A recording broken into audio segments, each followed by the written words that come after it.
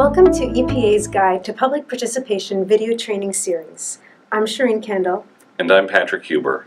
This is the first of 8 video training modules designed to provide a baseline of knowledge about how to plan for and implement more meaningful public participation in your work.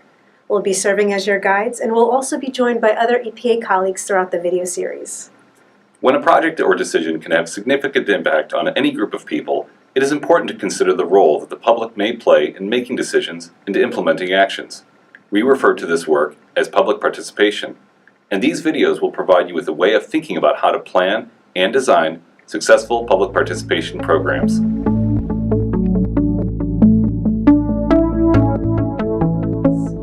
Hi, I'm Orlando Gonzalez, also with the U.S. Environmental Protection Agency. It's a pleasure to be here today and share some of our lessons learned in public participation. Hi, my name is Rocky Cassett. Thank you all for joining us here today. We're all passionate about public participation and really excited to share with you some of the things that we've learned along the way.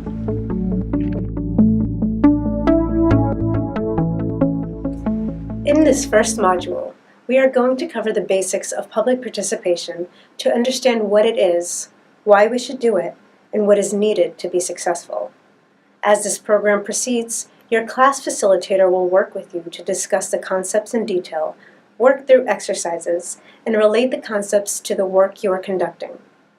To get us started, your facilitator will lead you in a discussion on some introductory questions to think about the work you are already doing. Think about the following questions. How are we working with the public now? Are we ensuring inclusion of all peoples, particularly vulnerable communities? Does our interaction with the public have any impact on our decisions and actions? If so, how? If not, why not? What are the challenges we face in understanding the issues and concerns of the public? Do we believe the public could be more involved in making decisions about the future of issues in their communities?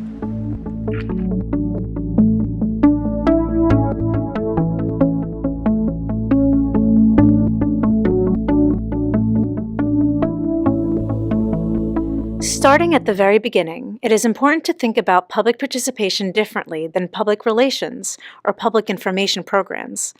EPA defines public participation as any process that directly engages the public in taking an action or making a decision and gives full consideration to public input in making that decision. Doing good public participation also requires that we consider social and environmental inclusion. The U.S. EPA believes fair treatment and meaningful involvement of all people regardless of race, color, national origin, sexual orientation, or income is essential with respect to the development, implementation, and decisions made through the public participation process. Public participation differs from public relations in that public relations does not include the opportunity for the public to influence the decision or outcome of a project, while public participation must include the opportunity for public input to actually matter. Sometimes public relations is the right approach. For example, when our goal is primarily to inform the public, such as in public awareness campaigns, but there is no room for them to affect the decision. Or when our goal is to change public behavior, and again, we are not inviting public input, such as in social marketing activities. When the project outcomes are very important to the future of a community, those people are going to want to have some input. That is when we need to explore real opportunities for public input to influence the decision. When we sit down as an organization to consider whether to conduct public participation, the most important thing for us to consider are the potential impacts of the project and how much people's lives are likely to be affected. Remember, the more important the issues and the more significant the potential impacts, the more the public's voice will matter and the more the community will want to be involved. Stop the video here and work with your facilitator to review the definition of public participation and the differences between public participation and public relations. Think about the importance of this definition to you and how might public participation apply in your work. What are the types of circumstances where public relations might make more sense?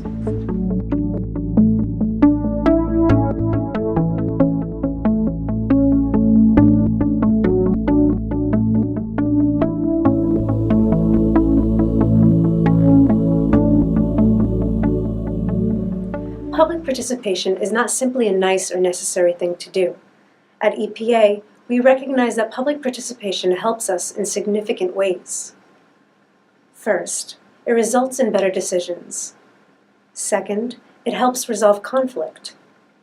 Third, it helps communities develop long-term capacity for solving problems. And fourth, it conserves long-term resources. We are going to discuss each of these benefits in detail. The most important benefit of good public participation is that it results in better decisions.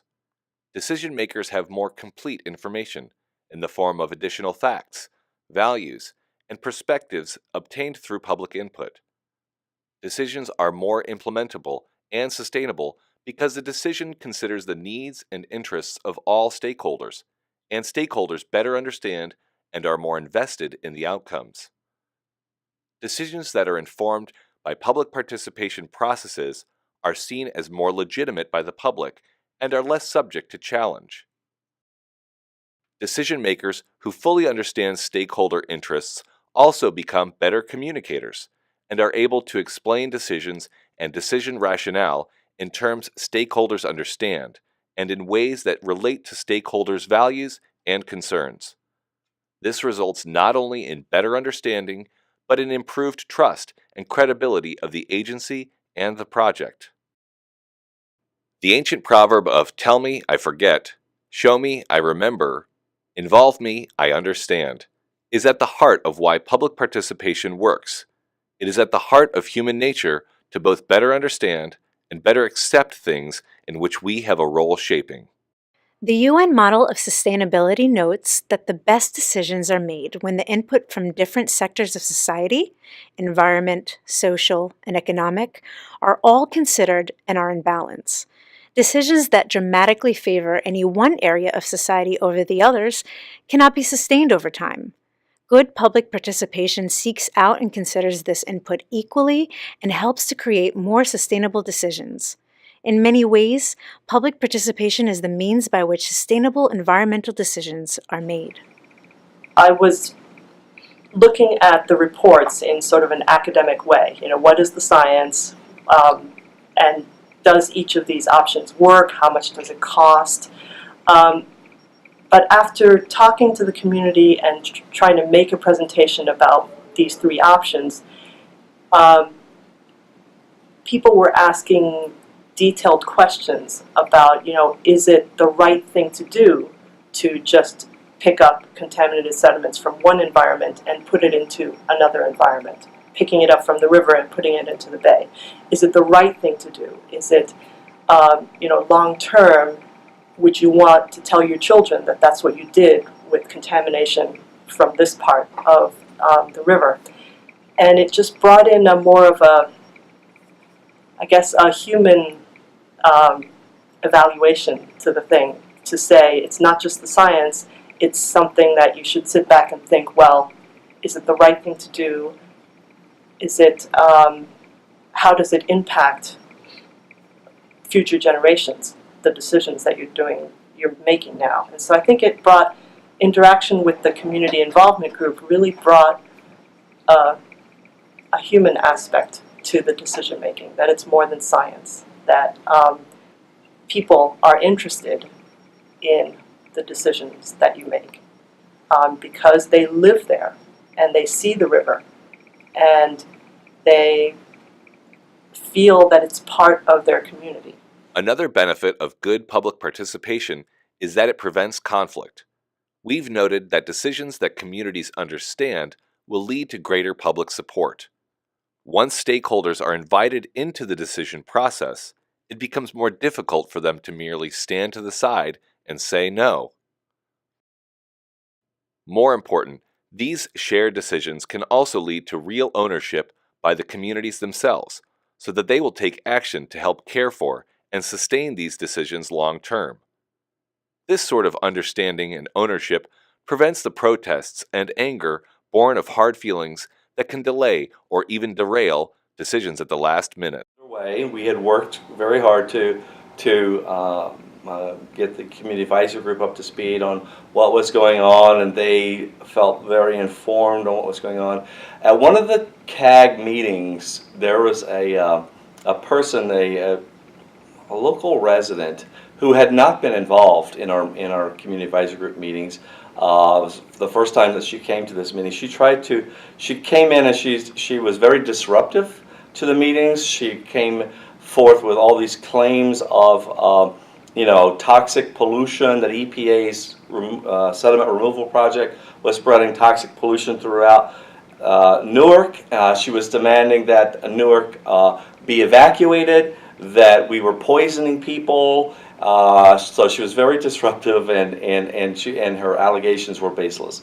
And before EPA had a chance to stand up and defend our actions, we didn't have to do that. The members of the community advisory group felt so informed about the project and had such a trusting relationship with EPA that they stood up and corrected the situation and told her, listen, this is not true. What you're saying is not true. There are air monitors stationed throughout the neighborhood. We know what's going on. You have not been out at these meetings. And so we didn't have to be that sort of enforcer of the meeting. Because they were so informed and because we had those relationships, the members of the CAG took care of the situation. And she really ended up having no impact at all on the project. Public participation, when done well, helps to teach stakeholders meaningful and collaborative ways to approach each other, manage difficult decisions, and resolve disputes. This builds long-term capacity to solve challenging issues together. Stakeholders learn to appreciate each other's positions by first learning about each other's values and interests. As participants in good decision-making, all stakeholders must understand all sides of an issue, weigh the pros and cons, and make more thoughtful decisions. Finally, good public participation saves money. While it does cost money and time up front to do well, over time, this investment in community knowledge, trust, and relationships saves money and time through decisions that are effective and durable. Certainly, decisions that are not challenged or overturned are more cost-effective, and decisions where the community is engaged in their implementation are more likely to succeed and require less of our time to manage. So now that you have heard about the possible benefits of public participation and how it helps EPA, work with your facilitator to think about the following questions and explore where public participation might assist you in your work. Where have we experienced real participation versus just public relations? What difference does it make in how the public feels about the decisions being made? Do you think the possible benefits of public participation could apply to projects in your country? Why, or why not? What types of projects and communities could benefit from better public participation? In what kinds of circumstances should the public voice be heard?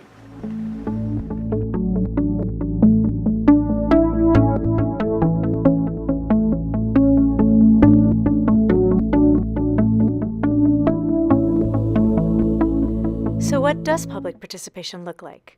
At its simplest, public participation looks like talking with your neighbors and asking them about their values, interests, and concerns, and then using that information as important knowledge as you make important decisions in your community. At the heart of all public participation is a good conversation. This is one of the most important things we need to understand. Public participation is about building a direct relationship with your public and being able to talk about challenging issues. In this way, we learn about each other and build the kind of understanding and trust needed to address difficult problems. Working with the public can take on many forms and does not always have to look the same. It does not mean simply listening to public complaints and demands, but looking for opportunities to engage meaningfully with communities on approaches and strategies to solve complex challenges. To do this well requires a thoughtful and deliberate approach. At EPA, we have identified 6 characteristics that are essential to successful public participation. First, listen. Public participation requires that we listen to the public. Agencies should not be concerned that seeking public input means having to do what the public wants. Instead, it is about understanding public issues and concerns and using this knowledge to help improve decisions. Public participation is a process, not a single event. Good participation consists of a series of activities and actions over the full lifespan of a project by a sponsoring agency. Activities are conducted to both inform the public and obtain input from them. Like you, the public needs to start at the beginning and learn over time if they are to arrive at a thoughtful conclusion. Third, design to the actual conditions. Not all public participation projects are the same. Each project is different with different issues, stakeholders, and potential impacts. Each project should be designed to meet those specific needs. Fourth, engage all perspectives. Public participation seeks to understand the full community. If done well, public input will be gathered from a wide spectrum of stakeholder interests and result in diverse input from all perspectives of the community, not just those who are the loudest or most powerful. Fifth, focus on what matters. Public participation focuses on areas where public input will really matter. Meaningful public participation seeks to obtain input at the specific points and on the specific issues where the public has the real potential to help shape the decision or action. Asking for input on issues that cannot change only increases everyone's frustration and distrust. And finally, ask the right questions. Public participation asks the questions that can make a difference. It is rarely appropriate or useful to simply ask the public, "What do you want?" Such broad questions will only raise expectations and likely direct input to areas where no influence is actually possible. Sometimes the opportunity for influence is quite small, and sometimes the public can have a great deal of influence. The amount of this potential influence is the main consideration in designing a successful public participation program. As we proceed through this video program, we will explore each of these characteristics in more detail, understanding how to evaluate, plan, and implement effective public participation programs. Work with your facilitator to think about the characteristics of good public participation discussed in these sections, and then answer the following questions. Consider the 6 characteristics above. How is this approach to public participation similar or different from what you are doing now? What types of activities contribute to having constructive conversations with your communities? How could we improve the use of these conversations?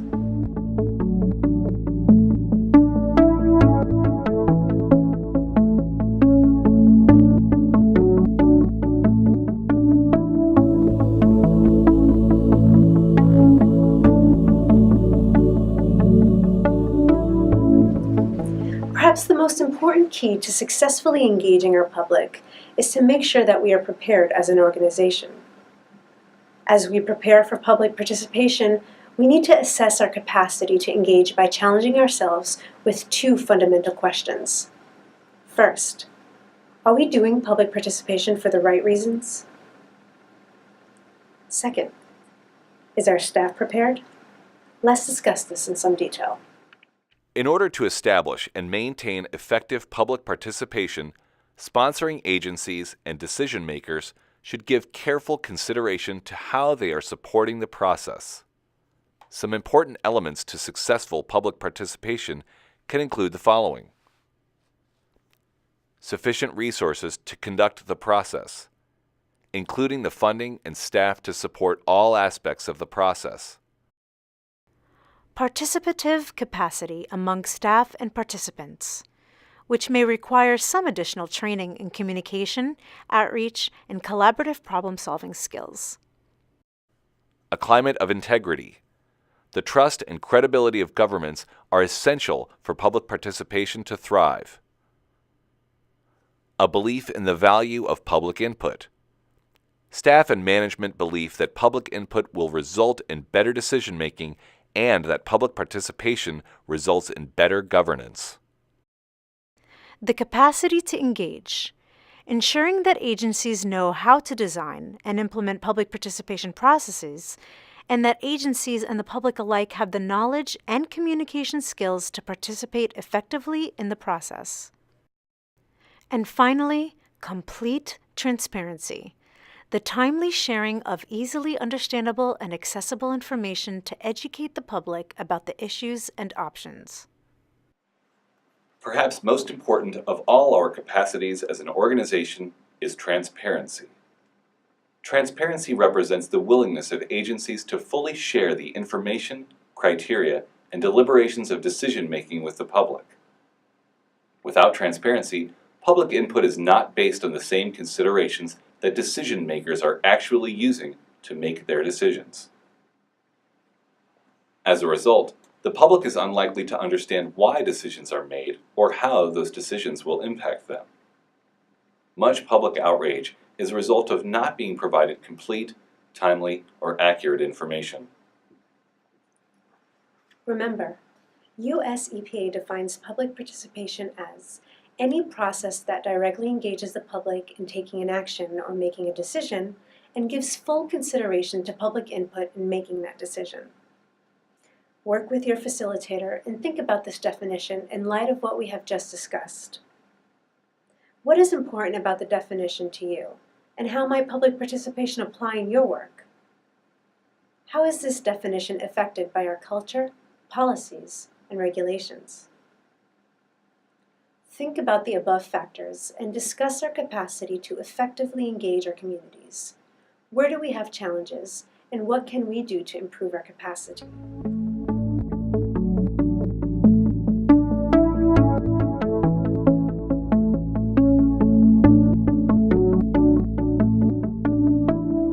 As we finish up this first module, we hope that you have gained an overall understanding of the potential value of public participation and the factors important to its design and implementation. We recognize that a lot of what we are talking about in this training is challenging, and we often do not have the support or resources needed to do this work at a high level. We all face these challenges, and nobody's perfect. What is important is to be honest as to where you are now. Although the conditions and responsibilities for public participation are significant, you should not feel daunted. Rather, we need to work with what we have and try to improve over time. Don't try to do everything at once, and don't try to involve the public in everything. Learning to focus your time and energy, as well as the community's participation, can be the most important factor in achieving success. Work with your facilitator to consider the conditions for good public participation discussed above, and consider the following. What are the key constraints that we need to consider? To what degree can they be overcome?